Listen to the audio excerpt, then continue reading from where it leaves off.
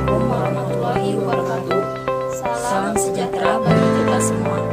Kami dari kelompok 3, di sini kami akan membahas mengenai judul Membangun Pendidikan Berwawasan Gender.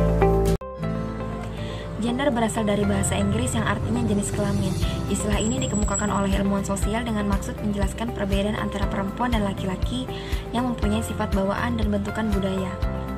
Gender merupakan perbedaan peran, fungsi, dan tanggung jawab antara perempuan dan laki-laki yang menghasilkan konstruksi sosial dan dapat diubah sesuai dengan perkembangan zaman. Definisi ini mengandung pengertian bahwa antara perempuan dan laki-laki mempunyai peran dan tanggung jawabnya yang berbeda, sesuai dengan kapasitasnya dan porsinya masing-masing. Munculnya perbedaan peran, fungsi, dan tanggung jawab disebabkan oleh beberapa hal. Dijelaskan dalam 3 teori gender. Yang pertama, teori nurture. Adanya hasil konstruksi sosial budaya sehingga menghasilkan peran dan tanggung jawab yang berbeda. Yang kedua, teori nature. Adalah kodrat yang tidak dapat diubah dan bersifat universal. Yang ketiga, teori equilibrium. Teori ini tidak mempertentangkan peran dan fungsi antara perempuan dan laki-laki, karena keduanya harus bekerja sama dalam kemitraan dan keharmonisasian dalam berumah tangga. Dari ketiga teori tersebut, teori equilibrium inilah yang dapat diterima karena mengakomodasi kepentingan perempuan. Perbedaan jenis kelamin dan gender. Yang pertama, jenis kelamin itu kodrat, sedangkan gender itu konstruksi sosial. Yang kedua, jenis kelamin itu ciptaan Tuhan, sedangkan gender itu dibuat oleh manusia.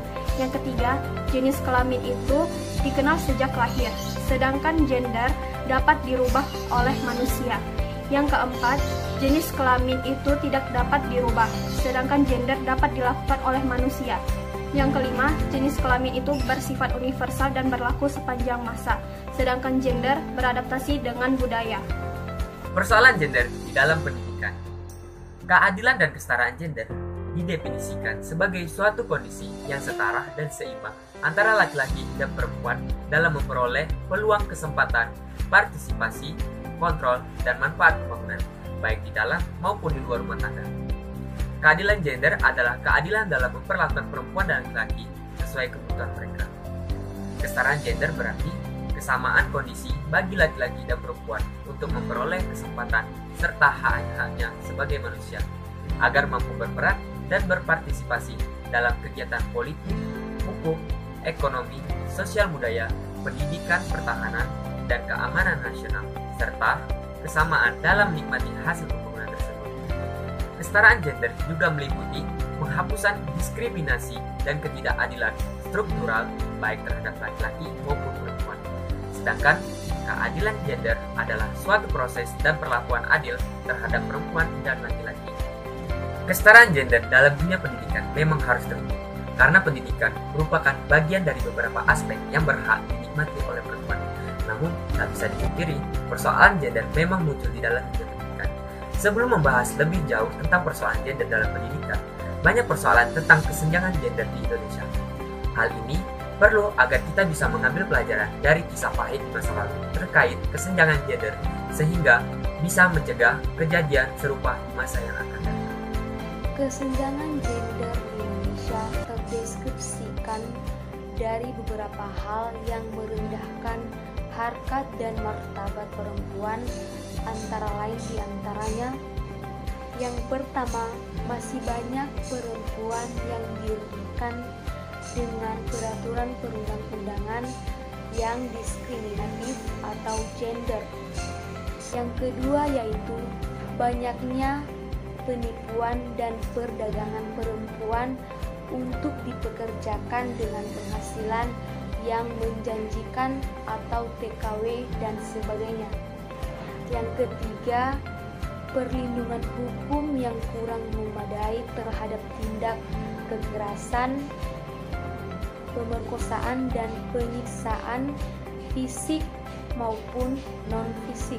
Yang keempat yaitu budaya kawin muda yang diikuti dengan perceraian tinggi sehingga dapat merendahkan harkat dan martabat perempuan. Yang kelima yaitu diskriminasi kesempatan pendidikan, pelatihan, dan kesempatan kerja. Yang keenam, adanya budaya istiadat yang bias gender. Kemudian yang terakhir yaitu dari aspek kesehatan reproduksi masih ada berpendapat bahwa KB adalah urusan perempuan.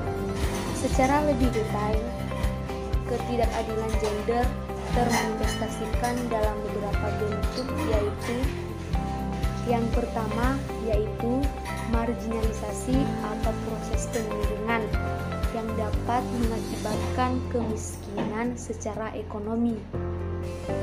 Yang kedua yaitu subordinasi atau penomorduaan, yang dimana pada dasarnya keyakinan bahwa salah satu jenis kelamin itu dianggap lebih penting atau lebih utama daripada jenis kelamin yang lainnya. Yang keempat yaitu kekerasan atau violence, yang artinya suatu serangan terhadap fisik maupun integritas psikologis seseorang. Yang terakhir yaitu beban ganda, yang artinya beban yang harus ditanggung oleh salah satu jenis kelamin secara berlebihan. Dari beberapa persoalan gender di Indonesia, sudah disinggung tentang persoalan gender dalam bidang pendidikan. Namun secara lebih rinci, ada 3 aspek permasalahan gender dalam pendidikan, yaitu yang pertama yaitu akses, yang kedua yaitu partisipasi, dan yang ketiga yaitu manfaat dan penguasaan. Kesenjangan gender di bidang pendidikan khususnya di negara-negara berkembang termasuk Indonesia pernah sangat memprihatinkan. Hal ini dapat dilihat dari salah satu indikator makro kesetaraan dan keadilan gender, yaitu Gender Development Index atau GDI. Pada tahun 1998, GDI Indonesia berada pada posisi ke-90 dari 174 negara. Namun, tahun 2001 berada pada urutan ke-92 dari 996 negara.